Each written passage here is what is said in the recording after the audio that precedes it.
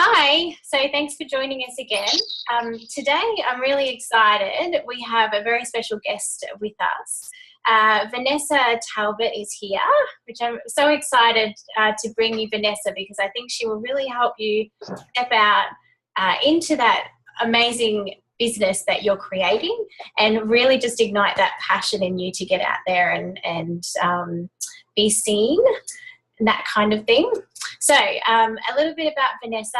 She's a coach, mentor, profile builder, a success guide, and she's also the author of an amazing book called Extraordinary You. So hello, Vanessa. Thank you so much for joining us. Hello, thank you so much for having me. And I will say up front, right now, if you hear the cocky squeaking, my little galah is in the house today, making it clear that she is here. I love that. Okay, excellent. So, yeah, as we've sort of been saying at the start, really looking for ways and any advice that you can help us out with to just sort of get out there a bit more.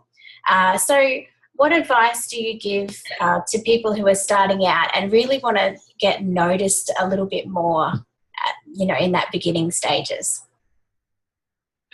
Yeah, and it can be a little bit challenging, especially if you're new, because you're looking at everyone else thinking, oh my God, I can't match them. You don't have to. So the number one point is don't compare yourself to anyone else. Just get out there. You'll have your own unique message. So find your unique voice, and then you've got to start to share it. So my other thing is stop hiding, because I deal specifically with coaches, and one of the things I say to them is you can't get clients when you're hiding at home waiting for the phone to ring. It's very true. It doesn't work that way. Yeah. So stop hiding, and whether if you are focused on building an online business, obviously you've got to start showing yourself online, and it's quite easy. It's just a matter of getting out there. Joining some Facebook groups is really, really handy to start out with. You can build some great relationships in some great groups out there, and just start connecting with people. So rather than sitting back in a Facebook group and just observing all the time, pop in every now and then. If you've got, even just encouraging someone, if you feel you have nothing to say yet, just getting in and encouraging others when you read their posts is always a great start. So that's one of the easiest ways to start stepping out and just getting people to know who you are, because once they recognize that name and they start connecting with you, that trust factor starts to come in, and that's very, very important. Yeah, very, very and that's much just so. how you do it. Yeah. Excellent. So I was just going to say, you mentioned your Facebook group, which I'm a member of, and it's amazing. Do you want to just tell us a little bit about that group as well?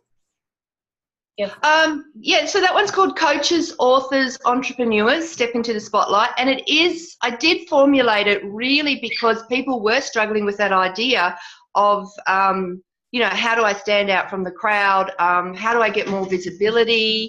I had worked with authors a lot, and they all were under the guidance of, listening to people like Reed Tracy, from the CEO of Hay House Publishing, saying to them, you can't just sit at home and write a book. You have to get out there and build an author platform. And it's the same for you in whatever business you are. You can't just sit at home waiting. You've got to get out there and make things happen. So Step in the Spotlight was formulated not so much a place for people to show off their businesses, but more as a place for people to learn how to build your platform through the various ways of doing it, and also as a place for people to connect, find guests, all that sort of stuff. So that's what it was formulated for. So it's a good place to just start learning and see what are some of the things that you can do. Yeah, absolutely. There's so many amazing people on there too. It's like there's so much different across all sort of careers and specialties. There's a lot of different amazing people in there. So I love it. I think we grew 8,000 people in 12 months, which is pretty good going. It's probably not one of the fastest. Yeah, it's not the fastest moving. There are some others out there that move, tremendously fast as well. But that one was 8,000 people in 12 months, which is pretty good, really. Yeah. So I'm quite proud of it, and I do enjoy hanging out in there. Yeah, and I think that's one of the differences I've seen, because I'm in a few groups and of the size, and I feel that you're in yours very actively, and I love that. I love that you're actually in there actively chatting, and it's not like you just sort of pop in once a week or fortnight. It's like you're there all the time, and I love that. It's like a big family. It's a really good place to hang out. Yeah, and that is, if anyone is thinking of starting their own group in time, it might not be something that you want to jump into straight away in your early days, but it is a good profile builder as well for enhance your own visibility as a leader and someone to go to in that industry when you set yourself up a Facebook group. And one of the keys to making it work is make sure that you're active in it. It takes a fair bit of time, but it pays off. Yeah, absolutely. Oh, excellent. Sorry, I got off track there, but it's such an amazing group. I just had to get you to talk about it. So, and I mean, that is an amazing way as well, obviously, when you're getting started to get noticed is, as you said, get in there into the groups. And when you're down the track and a bit more confident, maybe setting your own one up, however that works. So that's a really great tip. Thank you. So how would you go about, so a lot of our beautiful new startup ladies, very new to it, and some of them feel a little bit anxious about actually going in and approaching different people or for collaborations, events or things like that. So what would be your tip for our ladies to go in there and sort of make that connection with people? Well, the easiest way is if you want to get in, do you mean just JVing and collaborating with others to enhance your own reach and spread? Yeah, absolutely. So one of the easiest things, rather than just approach out of the blue, because I'll tell you right now, and I'll be very honest, I get a lot of people approaching me out of the blue because I do have the large group. So obviously they want access to all those people, and I would get, probably 4 or 5 messages a week from people offering me affiliate links to promote and all that sort of stuff. And it doesn't work when they've just popped out of the blue because I don't want to know about them, to be very honest. And I don't even read a lot of those requests. But if it is someone that I already know or have seen actively around, so like I said, it goes back to knowing their name, and that comes in that know, like, trust factor. And I love what they do. And I've been, kind of just seeing them around the tracks, and I'm far, far more open to, A, reading their proposal, and B, probably acting on it because that trust factor and that knowing is there. So first up is pinpoint the sort of people that you'd like to work with or collaborate in the future, and just start getting to know them. And we're talking online here, just get to know them via, commenting on their posts if they have a Facebook page, or if you see them in groups, start commenting. You don't have to stalk them, but just so that they're starting to get aware of who you are and what you do as well. So that's probably the first tip for that, because pitching when you're unknown is tougher going. Yeah, absolutely. Can be very, very tough. And I think for I do coach a lot of health coaches, and when we first came out of our studies, there's such a big wave of coaches coming out every 3 months. So we're all coming out, they all come out at the same time. All of us have the same vision of helping people with their health, and all of us are trying to find the same avenue. So I think, excuse me, I think it can feel like, we're either too scared to go to speak to someone because we feel like they've had 100 other people speak to them. And so that's a really good tip, is just to start connecting with people, and, the organic relationship should just happen from there. Yeah, and I will tell you, everyone too, that when you do make a pitch, as in, and I don't mean pitch in a real business sense, just keep it nice and casual. This is not corporate land. If you're not in corporate land, don't try and think you have to be that corporate professional. It just doesn't go down. If we're talking health coaches, that style just doesn't match. So be yourself. But make sure when you do contact someone with a suggestion of how you'd like to do a collaboration or joint venture together, make sure that it's a win-win proposal. So what can they get from it as well? Because if it's just all about you, i.e., you know, can you let everyone know in your group about my new program? This is something that everyone needs to know about it because it's so important. It's going to help save the world. Well, no, it's not. Oh, goodness. I can imagine you probably get a fair few of those. And I do get those, and there's nothing in it for me. And I'm not saying we're out, but, you know, this is basic connection, rapport building is think of the win-win situation. And if the least you can do as a win-win is provide an affiliate link, then do so. But, you know, there's other great ways of providing that win-win, i.e. cross-promotion. Now, to do cross-promotion, obviously, you're going to have to build a bit more of your own following to be able to do that cross-promotion because you do need a following. But always have that in mind, win-win. Win for me, win for you. Don't just pitch and it's all about how you're going to win out of it. You've got to make sure it's winnable on the other side too. Yeah, absolutely. That's really gold right there, actually. So the other thing, the other question, I guess, and I watched an amazing webinar that you did last year about client attraction and converting, and it actually changed a lot. And I now sit in silence and wait for my client to speak back to me. And I had a lady sign up for 6 months the other day, which I nearly fell off my chair, but it was all because of the structure that you had put out in that webinar. So with my next question, it's what do you find is the best way to attract and convert clients? Look, attracting is all coming down to going back to profile building, which is what we're talking to. And profile building is basically building your following and building your visibility. What that will do is attract people to see you as the name, as the go-to person, or they're connecting with you on some sort of energetic level. And then what you have to do is be able then to convert those inquiry calls.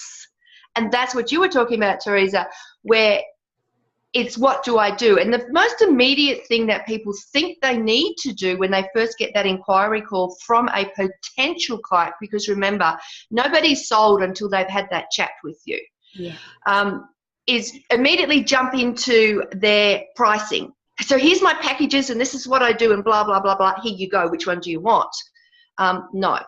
So in the audio, How to Turn Prospects into Paying Clients, which is something that you would probably had listened to, that's where I talk about the process of taking that call. And it's very much about first really listening to your potential client.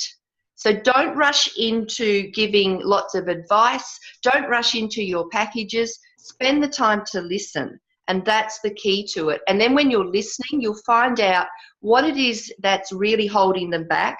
What are their biggest problems? And you can ask little open-ended questions throughout, which I do give some structure to in that audio. You don't have to do that audio word to word, but it is a good baseline, isn't it? It gives you absolutely. To follow.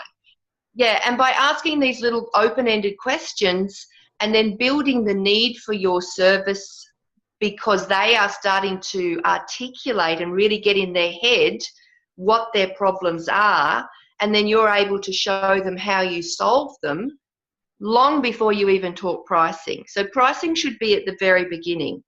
I mean, at the very end, sorry. Yeah. You shouldn't be talking pricing up front. That's at the very, very end of your call. So that is basically... I saw something the other day about someone said they're just doing quote after quote after quote and they're not getting anything. People are ending up going with someone else. So if you're just jumping in and doing quotes for someone because you get an inquiry call, oh, let me do you a quote. No, don't go there. It may take a little bit more of your time, but it's so worth it to actually spend 20 minutes, and I've spent up to an hour on a potential client pre-call, inquiry call, just listening to them and just showing them, in the nicest way. You don't have to be pushy about this. In fact, pushy doesn't work, but just showing them the benefits of working with you.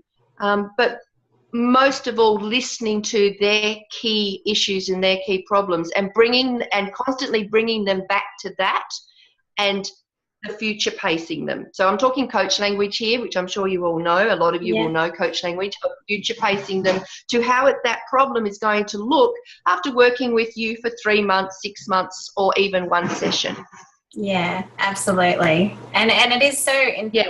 And one of the other things you mentioned in that session was about the pricing. And for me, I had everything just laid out on the website, and I realized I wasn't really getting much traction. And I have changed a little bit now, and it's more of an inquiry thing, because I'm the same.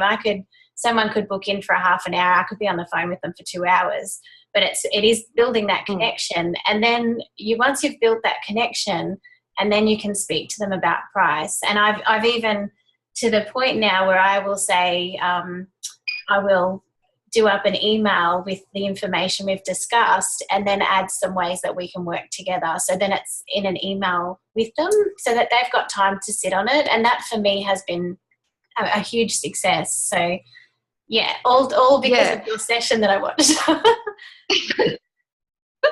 And that's another thing too. Sorry, I've just got a cough. Oh, yeah. People do ask, should I have my prices on my website or not?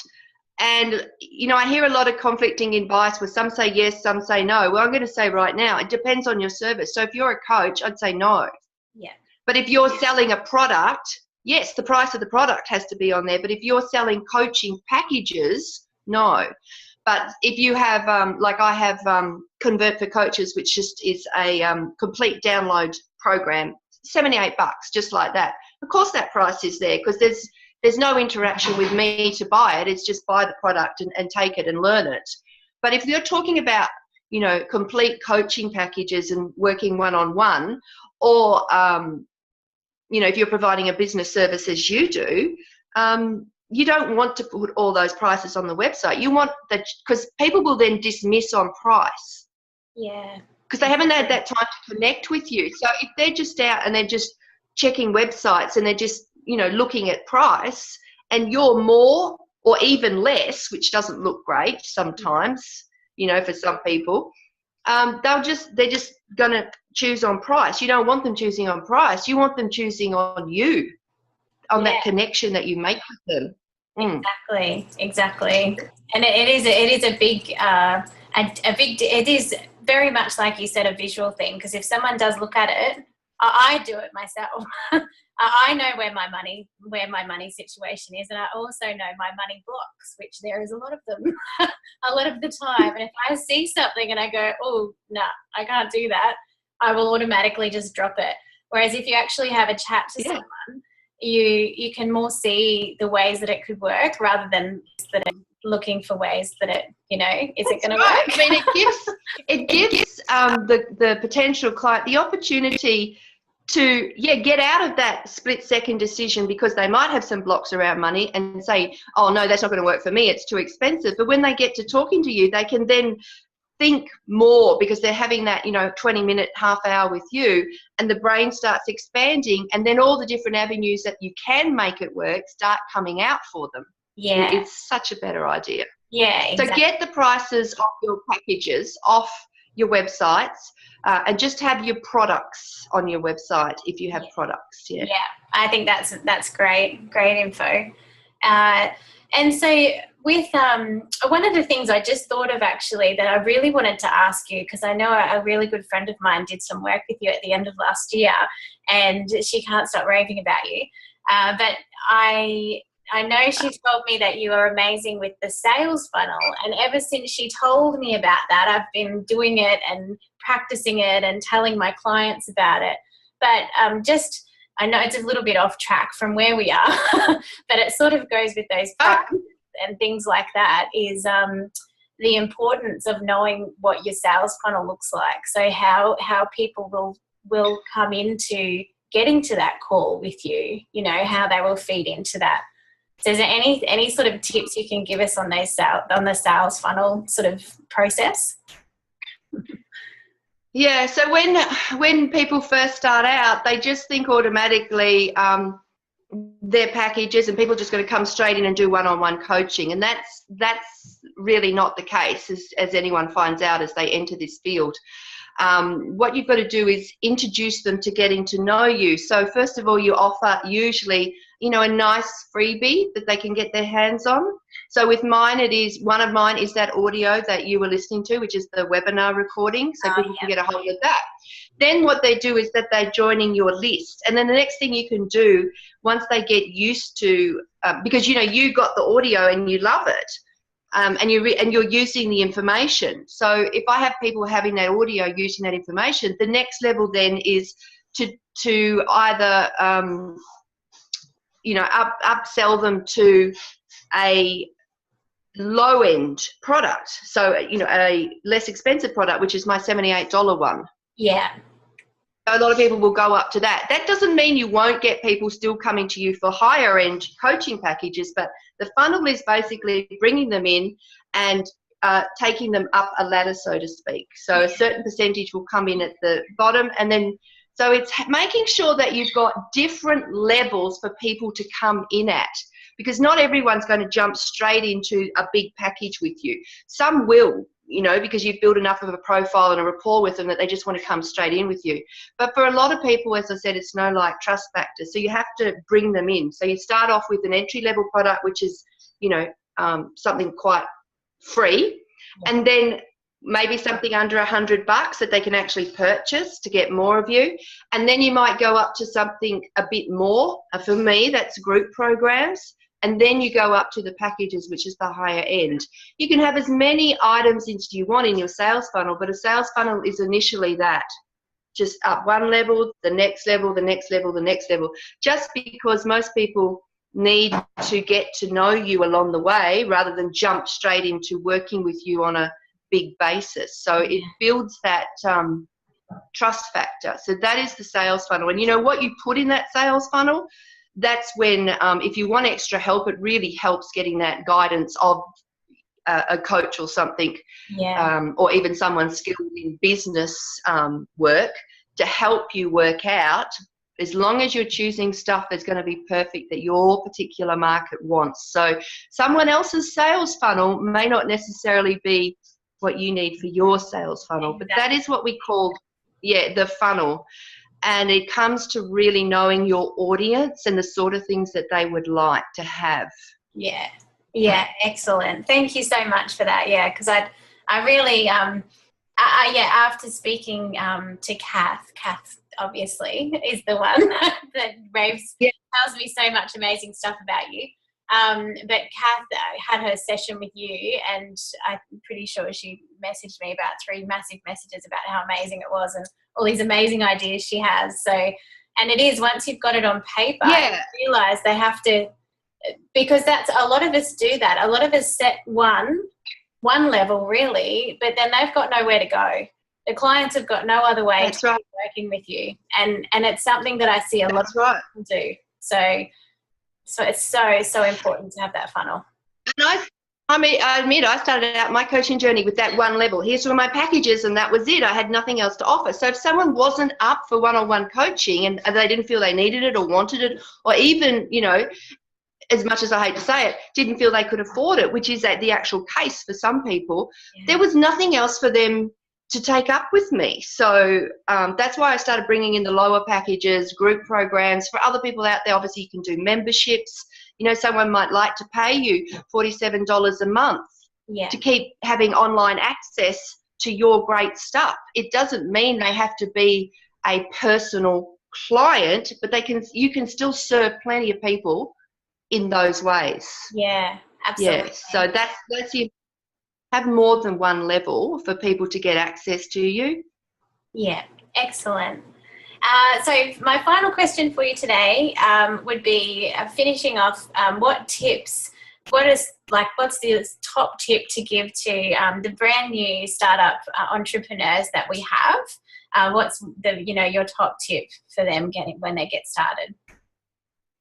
I wrote some down very quickly while I was having brekkie this morning for you. So I wouldn't forget. So, I mean, I think the first thing is to be very, very clear on what you are actually providing. So when you first start out, it can be tempting to want to serve everyone and try and create a service that is, because you know, reaching everyone, because you don't want to miss out on people. But the fact is that's does more harm than good. The best thing is to nail it down to obviously what a lot of people talk about, and you'll hear it over and over again: a niche, a niche, a niche. And sometimes the smaller the niche, the better. So if you look at what I do, even though you know, I can help out the occasional author or, you know, someone who does something else, at the end of the day, my market is coaches, and particularly coaches that have been in business, say, 1 to 3 years. Yeah. So they're out of student mode and they're just wanting to build their business. So that's my market. So I don't specifically work with those that have been coaching for a long time and have already built a big presence. Mine is in building that presence. So that's my market. But know who it is that you're serving. I mean, I could try and profile build for everyone because everyone needs some profile building. But it's so much easier for me to speak coach language and know their problem than, say, author language or, you know, jewelry entrepreneur language. So know that. Second one would be, and people have problem with this one when I say it, but it is have something to stand for. So don't sit on the fence and be beige. There's a lot of people out there that are just fence sitting and then they're just, you know, fading away. So when you have a very unique voice on something, so I'm very anti-marketing free discovery calls as a tactic to bring people in. If all you've got is come have a free discovery call with me, and that's all you've got, then I believe you're in big trouble. So I'm very vocal on that because it is standard within my industry, coaching industry, to market free discovery calls as an attraction factor. And the reality is it's not, because everyone's marketing free discovery calls. So that's one of my voices, and I do get opposition to that, but I stand by it because I really believe not to do it and have other stuff to bring people to you.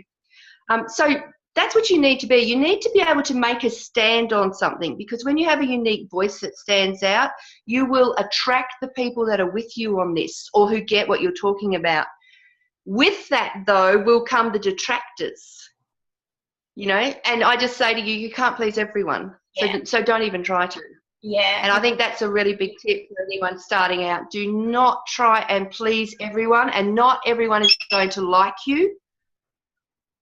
And kind of accept that, especially when you do start having something to stand on. And I don't mean you have to be out there and be loud and aggressive about it, but just have something that you have a very unique voice on or something to stand for, because it will have people taking more notice of you than if you're just very beigely sitting on a fence with no opinions on anything. Yeah, exactly. So, yeah, and I know when people are listening to me, I can almost hear people already going, oh, that's a bit scary. It is a little bit scary, but you learn to adjust to it. So it comes down to backing yourself. Yeah. Yeah, that's really important, I think. And that's when I noticed the big changes within me and my business, was when I actually did that and learned to back myself rather than just be beige and help everyone. And, you know, when I started health coaching, I wanted to help mothers, which was a little bit broad. And I realised it was broad and there was a lot of people to help, and they didn't know who I was talking to because I didn't know who I was talking to exactly either. So, yeah.